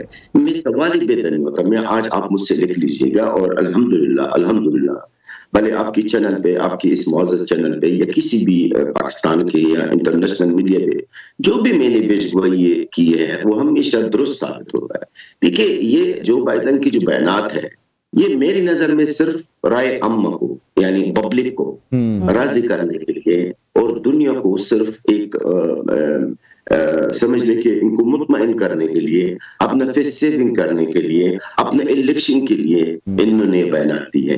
इस अमेरिका का जो इमदाद है और अमेरिका का जो सपोर्ट इसराइल के लिए वो था, है और रहेगा, खत्म नहीं होगा। अच्छा, एक बात और भी मैं आपको बड़ा शौकीन बात बताऊं। अभी 2 दिन पहले की बात है, इसराइल के अंदर भी बड़े मारूफ 2 मिनिस्टर्स हैं जो समझ ले कि वो गवर्नमेंट के 2 पिलर है। इन्होंने भी क्या बयान दिया, इन्होंने कहा ठीक है जी, अगर अमेरिका हमें इख्तियार नहीं देते तो हम वो इख्तियार यूज करेंगे, इस्तेमाल करेंगे जो हमारे पास है, जिसमें अनलिमिटेड डिस्ट्रॉइंग होती है, इसमें तबाही अनलिमिटेड होती है। यानी अमेरिका हमें अगर ऐसा इख्तियार देते हैं जिसमें एक घर तबाह हो जाता है, एक टारगेट है तबाह हो जाता, तो हम चले हम वो इख्तियार इस्तेमाल करेंगे जिसके अंदर एक घर के बजाय वो 10 तबाह हो जाएंगे। तो ये एक फरौनियत और एक रौनियत और एक गरूर, जी हम अगर आप नहीं दे रहे तो हम कत्ल आम जो है वो के लिए जो हम कोई और एहतियात इस्तेमाल करेंगे। जी ठीक है जलाल, हमें इस हवाले से भी जरा अपडेट कीजिएगा। 17 मई को जिस तरह से कुछ इमदाद पहुंचाने के लिए आप फ़लस्तीन गजा जा रहे हैं, रफ़ा बॉर्डर का आप रुख करने जा रहे हैं और कोशिश आप ये करेंगे कि बहुत से जो वहाँ पर ज़ख्मी मौजूद हैं उनको इलाज के लिए पाकिस्तान भी लाया जाए। हम तो यही दुआ करेंगे कि आप कामयाब भी हों, आपके सलामत भी रहें, क्योंकि वहाँ पर हालात तो बहुत ज़्यादा ख़राब हमें दिखाई दे रहे हैं। और दूसरी तरफ फिर इस प्लान को ज़रा शेयर कीजिएगा हमारे साथ कि किस तरह से इसको एग्जीक्यूट करेंगे।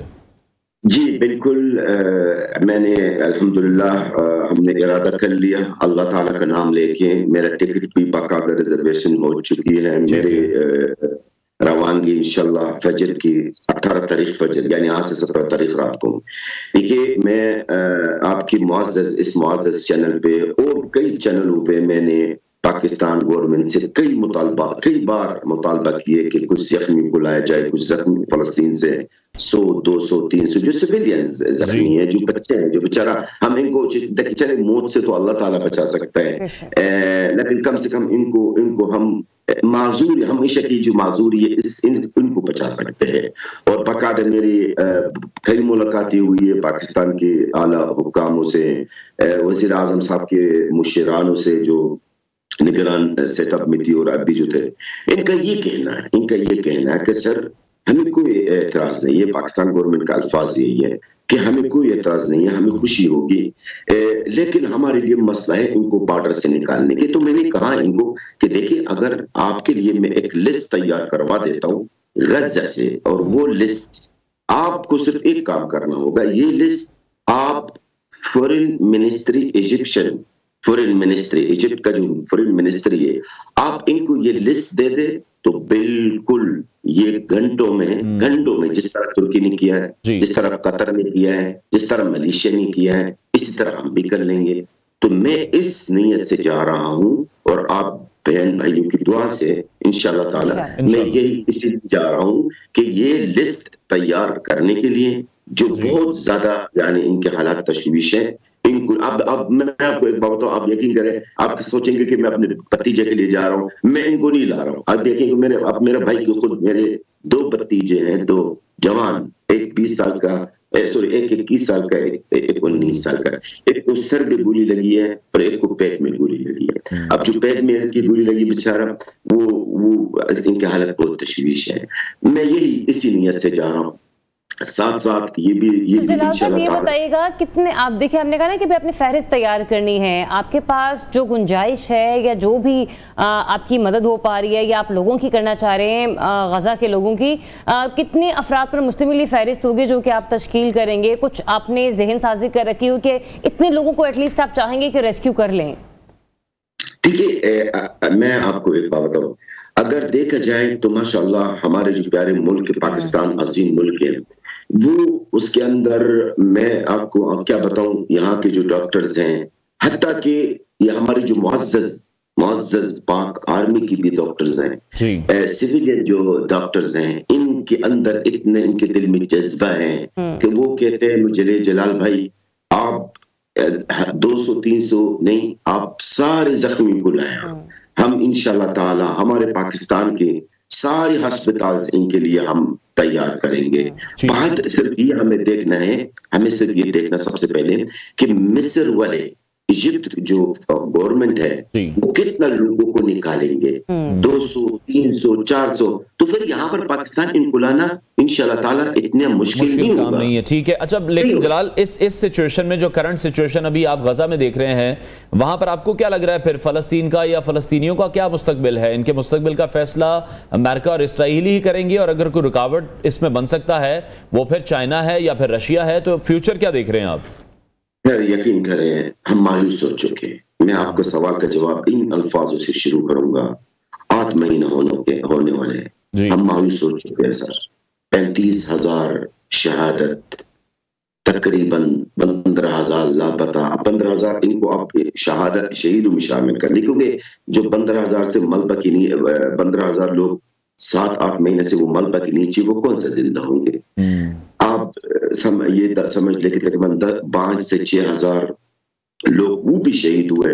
ये अलग ही वो पेशेंट्स हैं जो किडनी के पेशेंट्स थे, जो कैंसर के पेशेंट्स हैं, इलाज ना होने की वजह से, हॉस्पिटल्स ना होने की वजह से वो भी बेचारे इंतकाल हुए हैं। 80,000 से ज्यादा जख्मी है। तकरीबन आप ये समझ ले कि 85% गजा के अवाम, बल्कि अभी 90 हो, क्योंकि रफा के ऊपर जो हमला हुआ, 90% गजा के अवाम बेघर है, बेयार मददगार, खुराक नहीं है, खाना पीना नहीं है, दवाई नहीं है, किसी भी किस्म का कोई चीज नहीं है। आपने जो पूछा है हमसे, देखिए जो आपने सवाल किया है, देखिए हम तो अभी भी देख रहे हैं अब मिस्र की और कतर की कोशिशों की तरफ हमारी नजरें हैं कि वो कहाँ किस हद तक वो कोशिश करेंगे, कहाँ तक वो कामयाब होंगे इस सीज फायर के। लेकिन मेरे बेशगोई अनफॉर्चुनेटली यानी बदकिस्मती से मेरे जो बेशगोई दुरुस्त साबित होती है बुरी बेशगोई है, लेकिन साबित होती है कि इसराइल, अब यकीन कीजिए आपकी चैनल पे, आपकी इसी चैनल पे मतलब जंग की मेरे ख्याल दूसरे दिन मुझसे आपके मुआज़्ज़ज़ एक एंकर पर्सन ने मुझसे पूछा था कि इस जंग को क्या देखते हैं जनरल साहब। मैंने कहा सर ये तवील जंग है, ये लंबी जंग है, ये जंग इतनी जल्दी बंद होने वाली जंग नहीं है। ये मेरे अल्फाज बाकायदा आपकी चैनल की रिकॉर्ड में मौजूद है। तो ये अभी भी मैं कह रहा हूँ, आज भी कह रहा हूँ, ये जंग, ये सीज फायर, जंग बंदी इतनी जल्दी होने वाले नहीं है। क्यों? इसलिए बेंजामिन नेतन्याहू जो इसराइल के वजीर आजम है, ये अभी भी अपना आप को कामयाब नहीं समझता।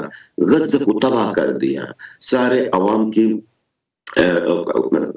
कत्ल आम इन्होंने किए है, सब कुछ तबाही होने के बाद भी वो अपना आप को अभी तक नाकाम समझते हैं। ठीक है, बहुत शुक्रिया सीनियर फलस्तीनी सहाफ़ी जलाल फरा हमारे साथ सेशन थे। नाज़रीन ब्रेक लेते हैं, ब्रेक के बाद आपको दोबारा join. Stay tuned new Pakistan.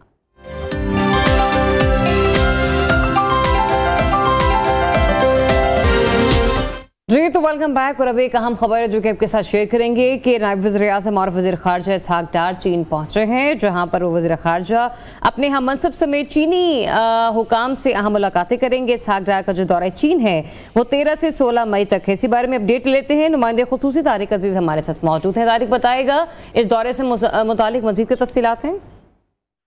जी, जैसा कि आपने बताया कि नायब वज़ीर आज़म और फॉरेन मिनिस्टर जो इसहाक डार पीजी पहुंच चुके हैं, उनका पाकिस्तानी एम्बेसडर ने और चीनी हुकाम ने इस्तकबाल किया है। और ये इजलास जो है बेसिकली पाक चीन वज़ीर ख़ारजा की स्ट्रेटेजिक डायलॉग के ऊपर है। ये 5वां इजलास है और इसके अलावा सी पैक के ऊपर बात होगी और पाकिस्तान और सऊदी अरब के, पाकिस्तान और चीन के दरमियान बाहमी ताल्लुकात के फ़रोग़ इस्तेहकाम के लिए दौरा बड़ी अहमियत का हामिल है। और ये 4 दिन का तवील दौरा है जिसमें सागवार साहब चीनी हुकाम से भी बात करेंगे और उनको पाकिस्तान के नेक्स्ट जो है पाक वज़ीर ख़ारजा मुज़ाकरात पे पाकिस्तान में होने की दावत देंगे। जी ठीक, बहुत शुक्रिया आपका तारिक, आप हमें अपडेट कर रहे थे। और अब एक बड़ी ही इंटरेस्टिंग स्टोरी आपके साथ शेयर करेंगे, क्योंकि पहले भी इस तरह के जो वाक़े हैं, इस तरह के जो किस्से हैं, वो हम अपने प्रोग्राम में भी शेयर करते रहे हैं और सोशल मीडिया पर भी खबरों की ज़ीनत बनते रहे हैं। यूरोपियन और अमेरिकन लड़कियों के पाकिस्तान में आकर शादी करने के किस्से तो हमने अक्सर ही सुने हैं और ये सब कुछ हमें अच्छा भी बहुत ज़्यादा लगता है। अब एक और इसी तरह का वाक़या पेश आया है जहाँ अमेरिकन लड़की ने चित्राल के नौजवान के साथ शादी की है और बताया जा रहा है कि अमरीकी खातून 8 माह कबल पाकिस्तान आई थी और अपर चित्राल में बोनी में क़याम के दौरान उनकी मुलाकात वहां के नामवर नौजवान पोलो खिलाड़ी और समाजी शख्सियत और शायर अनवर वली अल मारूफ मोशोर से हुई थी। बिल्कुल, और क्लेयर स्टीफन की अपने वतन वापसी जाने के बाद भी मोशोर से जो है वो राब्ता रहा है और फिर वो दोस्ती हमने देखा कि प्यार में बदल कर बिलाखिर दोनों निकाह के बंधन में बंध भी गए हैं। तो आज ये 9 बयाता जोड़ा हमारे साथ हमारे प्रोग्राम की ज़ीनत बन रहा है, तो उन्हें वेलकम करते हैं। And very good morning Pakistani दूल्हा अनवर वली, और अब तो पाकिस्तानी ब्राइड ही हो गई हैं आप भी। क्लेयर स्टीफन हमारे साथ मौजूद है। लेट्स स्टार्ट विद अनवर वली। अनवर, सबसे पहले तो बहुत बहुत मुबारक हो आपको, और दूसरे की बताइए कि ये शादी का एक्सपीरियंस आपका कैसा चल रहा है, क्योंकि आपने दुल्हन पाकिस्तान से तो ढूंढी नहीं है। जी बिस्मिल्लाहिर्रहमानिर्रहीम, अस्सलाम वालेकुम। सबसे पहले आपका बहुत शुक्रिया, आपने हमें लाइव ली है चैनल के ऊपर। सर, शादी में मैं ये कहूँगा कि ये बहुत जल्दी होनी चाहिए थी। शादी में बहुत ज्यादा मुतमईन हूँ। ये कि दोस्त मशवरा देते रहे थे कि मुझे क्या शादी कर लो, बूढ़े हो रहे हो, लेकिन मैं नहीं मान रहा था। लेकिन शायद ये जोड़े जो है आसमानों में बनते हैं, तो परवरदिगार ने ये चीज मेरे लिए लिख रखी थी, तो ये चीज अपने वक्त मुकर्रर पे ये हो गई, तो मैं भी बहुत ज्यादा मुतमईन हूँ, खुश हूँ जी। ठीक है, तो क्लियर को एरिया कैसा लगा, लोग कैसे लगे, ये मुलाकात कैसे हुई, जरा वो भी बताइएगा। प्लेयर्स से आप खुद पूछेंगे, लेकिन मेरे हिसाब से तो इनको बहुत अच्छा लगा पाकिस्तान पूरा। ये कराची में भी इनका थोड़ा सा वक्त स्पेंड किया था इन्होंने वगैरह, वहाँ पे भी ये घूम के आई थी। लेकिन वहाँ पे चूंकि ये है कि शहर है तो मुख्तलिफ किस्म के लोग हैं, तो इनको वहाँ पे ज्यादा इतना ये फील नहीं कर रही थी। अच्छा, तो यहाँ पे जब आई तो पहाड़ों पे इनको ये है कि सुकून बहुत है, अमन बहुत है। हमारे इलाकों में परिंदों और पानी की आवाज के अलावा कोई और इतना शोर नहीं है। तो जगह इनको अच्छी लगी, सुकून की जगह थी। 4 दिन के लिए ये आई थी और 8 महीने रह के गई थी। तो जाते हुए हमारा आपस में ये डन हो गया था कि हमने शादी करना है, लेकिन ये कंफर्म नहीं था कि इस दिन करेंगे और ये करेंगे। लेकिन जब ये वापस गई तो इन्होंने मुझे कहा कि मैं 1 मई को वापस आऊंगी और 2 मई को हम निकाह करेंगे। तो कोई नहीं मान रहा था। जब यहाँ पे मैंने फैमिली को भी बताया तो वो भी, उनका भी डाउट था कि शायद नहीं आएगी, अमेरिका इतना दूर है, ये है। लेकिन जैसे कि ये लोग बात करते हैं तो ये अपने कमिटमेंट में पूरा उतरते हैं, तो इनका कमिटमेंट था, इन्होंने पूरा किया, तो शादी हो गई। सही। तो Mrs Wali, congratulations first of all, and please share your experience about the Pakistan and especially about your marital life. How's going everything?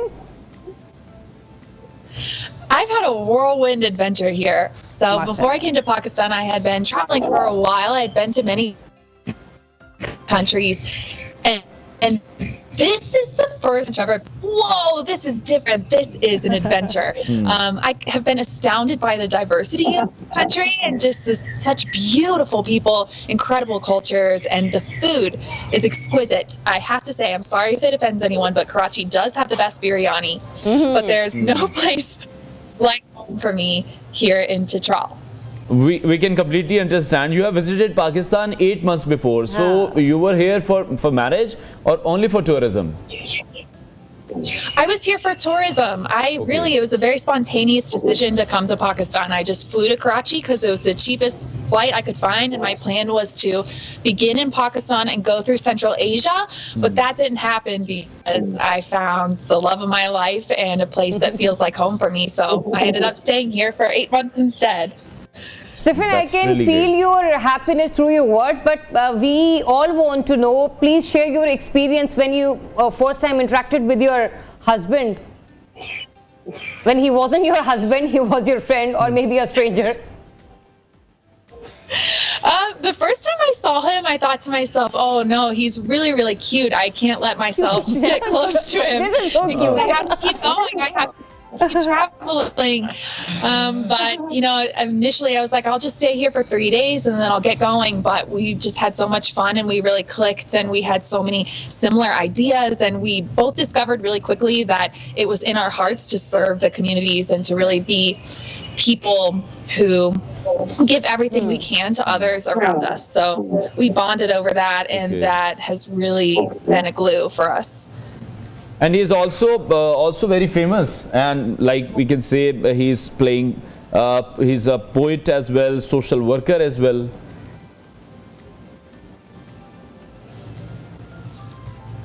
अच्छा वली, स्टीफन की तो मतलब जज्बात से हमें मुकम्मल इस बात को हम देख सकते हैं कि वो माशाल्लाह बहुत खुश हैं और अल्लाह ताला उनको आगे खुश रखे भी। लेकिन आप मुझे ये बताइए कि चित्राल के लोग किस तरीके से उन्हें वेलकम कर रहे हैं, क्योंकि जब टूरिस्ट आते हैं तो एक अलग माहौल होता है, लेकिन जब आप ये देखते हैं कि आप ही के सराउंडिंग में आप कोई बाहर का लड़का या लड़की अब आप ही के शहरी बनकर रहेगी, किसी की मिसेज है, किसी की बहू है, किसी की नंद है, किसी की भाभी है, तो ये किस तरीके से ये एक्सपीरियंस कैसे चल रहा है?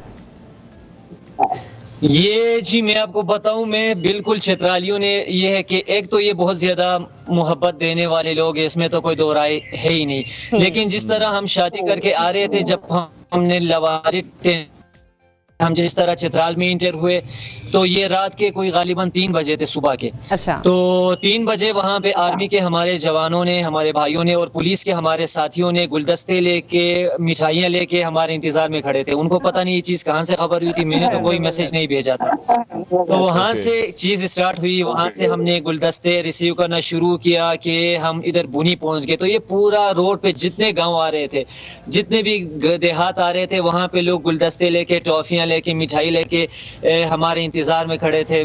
बूढ़े थे, बच्चे थे, जवान थे, औरतें थे, लेकिन वेलकम कर रहे थे हमें। तो जब यहाँ पे पहुंचे तो हमने, जब शादी का इरादा था तो बहुत सादगी से हमने सोचा था कि करेंगे, किसी को बताएंगे नहीं, इस तरह करेंगे, बिल्कुल सादगी से चीज हुई। तो सादगी के साथ ही, यानी कि 30,000 रुपये हमारा महर है। इनके लिए हमने महर, इन्होंने कहा कि मेरे 30,000 रुपये पाकिस्तानी महर जी।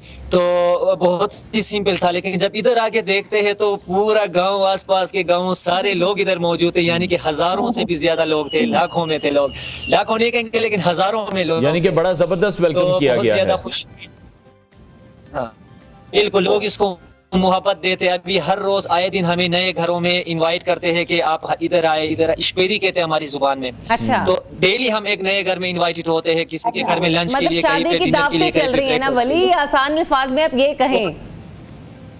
जी जी, शादी की दावतें चल रही है पूरे गांव में। ठीक है, so clear, you want to go back और you will stay here permanently? No, I'm so happy here. Actually, I've been trying to leave the U.S. for a long time. So if anybody's trying to catch somebody else's passport, it's me. I want to stay here. I'm so happy here. I love the simple life. I love the beautiful, pure-hearted people here. I love the fresh air. And there's just nothing else I could want. Difference between two culture, American culture and Pakistani culture. So how do you feel yourself and the compatibility of this culture? It's a learning experience for me. I've always been one who just sort of appreciates being in nature, and honestly, life in the US it's stressful. I feel like I was just working my life away there, and here people have really just taught me how to slow down and to appreciate the company of others. And there's nothing for me like sitting by the fire at the end of the day and just chatting with my loved ones here. We play card games, or I can even just lay in the grass and look up at the sky, and I'm not bored. It just feels so good to be here. And yeah, there are some cultural differences. So by the way, where you guys are planning your honeymoon? Within the Pakistan or somewhere else? ये honeymoon का हमने ये सोचा है कि जी ये खर्चे ना, असल में लोग शादी नहीं कर पा रहे, हनीमून का सोच के, जहेज का सोच के, इन चीजों का, तो ये ट्रेंड से चाह रहे हैं कि आप तो, एक तो ये कि आपका बहुत शुक्रिया मीडिया वालों का, आपने हमें बहुत ज्यादा पॉपुलर किया है इन दिनों में, तो लोग थोड़ी बहुत हमें फॉलो करना स्टार्ट कर लिया है। तो हम उनको ये मैसेज देना चाह रहे हैं कि यार भाई, कोई जरूरी नहीं है कि आप बाहर जाए हनीमून के लिए। हम लोकल जो रिमोट विलेजेस है हमारे, जो खूबसूरत देहात है इधर, जिनको ना किसी कैमरे ने अभी तक किसी दुनिया को दिखाया, तो हम वो चीजें जाके लोग बताएंगे, और इधर बिल्कुल मकामी जगह में कहीं जाके एक्चुअली मैं यही जानना चाह रही थी, क्योंकि पाकिस्तान से ज्यादा हुस्न कहीं पर भी नहीं है, और मैं यही चाहती हूँ कि आप अपनी मिसेस को लेके ना सिर्फ देहात बल्कि जो पाकिस्तान के मुख्तलिफ शहर हैं उनका भी जरूर विजिट कराएं, ताकि वो पाकिस्तान के जो मजीद शहर है उनके भी कल्चर को लेके थोड़ी सी उन्हें अवेयरनेस हो। बिल्कुल, जैसे कि लैंग्वेज एक बैरियर भी होता है, तो clear, do you understand Urdu? I don't understand Urdu. It was my goal to learn Urdu when I first got to the country, but then when I came up to Chitral, I said, oh, I should turn my focus to learning Kawar. So that has been primarily what I've been trying to do. But once I master Kawar, then I'd like to move into Urdu. Okay, जबरदस्त। तो अनवर, पहले propose किसने किया था? ये शादी का idea कैसे जनरेट हो गया? किसने पहले पहल की? ये बातों यानी कि स्टार्ट इस तरह हुआ कि इन्होंने मुझसे पूछा कि आपकी शादी हो गई है, मैंने कहा कि मेरी नहीं हुई। फिर मैंने इनसे पूछा कि आपकी हो गई है, तो इन्होंने कहा मेरी नहीं। तो मैंने कहा कि आपके क्या इरादे हैं शादी का? तो इस तरह हो के बात हो गई थी जी। अच्छा, मतलब ये नहीं कि अनवर से पता चल रहा है आपके क्या इरादे हैं, तो इस तरह से बात होगी। अच्छा अनवर, एक तो ये होता है कि मतलब यानी कि हर घर में थोड़ी बहुत होती है कि मतलब यानी कि सबके अपने अपने कल्चर को लेके तहफ़्फ़ुज़ात होते हैं, तो डेफिनेटली आपकी वालदा के भी होंगे, तो किसने अच्छे तरीके से मैनेज कर पा रही हैं? आपकी वालदा भी क्लेयर को और आपकी मिसेस भी? जी, हमारे जॉइंट फैमिली सिस्टम में हम 4 भाई हैं, 2 बहनें हैं, उनकी शादी हो गई, ये भाइयों की भी शादी, तो हम सारे एक साथ रहते हैं घर में। तो चूंकि ये है कि इनको पता था मेरे घर वालों को भी कि ये अमेरिका से है, तो खाना वाना तो नहीं बना सकेंगी, लाजमी बात है। तो वो चीजें कोई इतना बड़ा इशू, से मदद करते हैं। मैं लकड़ी काटता हूँ तो अम्मी रोटी बनाती है, तो मैं चाय गर्म करता हूँ। इस तरह का सारे मिल के भाई एक साथ करते हैं चीजें। तो ये फ्रीलांसर है, तो ये अपने कंप्यूटर में बैठ के काम करती, तो घर वालों को वो भी इनका ख्याल रखती, यानी कि मेरी जो भाभियां हैं वो इनके लिए कॉफी बना के लाती या जो इनकी, तो ये है कि एक बहुत प्यारा सा माहौल है, कोई इस तरह का नहीं है कि कोई बहुत प्यारी चीज है। क्लेयर फर्स्ट, हाँ, क्लेयर से हम ये जानना चाहेंगे, Claire what's your favourite food in Pakistan? Bhindi. Bhindi. Okay, but I wanted to know about the joint family system. What are your thoughts about joint family system? Clear? I think आवाज वहां तक नहीं पहुंच रही है, दोबारा हम कनेक्ट करने की कोशिश करते हैं क्योंकि बड़ी जबरदस्त गुफ्तगू जो है वो जारी है। आई थिंक हमें है clear, if you can hear us. हाँ, so my question was what are your thoughts about joint family system in Pakistan?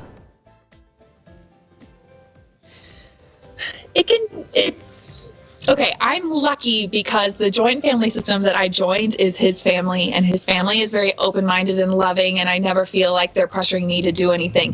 So I feel really, really good about that. But I will say that there are so many people's faces and names to remember, and that's difficult for me because in the US I have a very, very small group. It's a very individualistic society there. So I can get a little overwhelmed at times and maybe frustrated with myself when I don't remember people's names, but I will get there. I feel really, really good to be surrounded by such loving people. So what was the reaction of your family and friends, Claire, when you told them about your decision? They just had a lot of questions. It was a lot of them telling me what their perceptions of Pakistan was and me educating them on what I've seen firsthand. So they're learning. They continue to ask a lot of questions. They continue to ask questions about him, his family, the culture, religious differences. Lots of different things, but they're coming along, and so I don't know if they'll ever be able to get here. In near future? Is there any plan? Inshallah. I wish that they would, but I think that they're not as open to travel as I am. So we'll see. ठीक है। तो फिर अनवर, जाहिर सी बात है अभी तो clear के पेरेंट्स को भी पाकिस्तान आने के लिए, समझने के लिए, इस परसेप्शन को क्लियर होने के लिए थोड़ा सा टाइम मिलेगा। आप कब टाइम निकालेंगे हमारी भाभी को अमेरिका ले जाकर उनके पेरेंट्स से मिलवाने के लिए? अभी तो हमारा एक मिशन है कि पीछे आपको इमारत नजर आ रही है, ये हम एक लाइब्रेरी बना रहे हैं कम्युनिटी के लिए। ये एक 3 मंजिला लाइब्रेरी है क्योंकि हमारे इलाके में अभी तक कोई लाइब्रेरी नहीं, तो ये एक डिजिटल लाइब्रेरी है जहाँ पे हमारे लोकल लोग आके कंप्यूटर से पैसा कमाना सीखेंगे। ये क्लियर उनको सिखाएगी क्योंकि खुद ये काम करती है।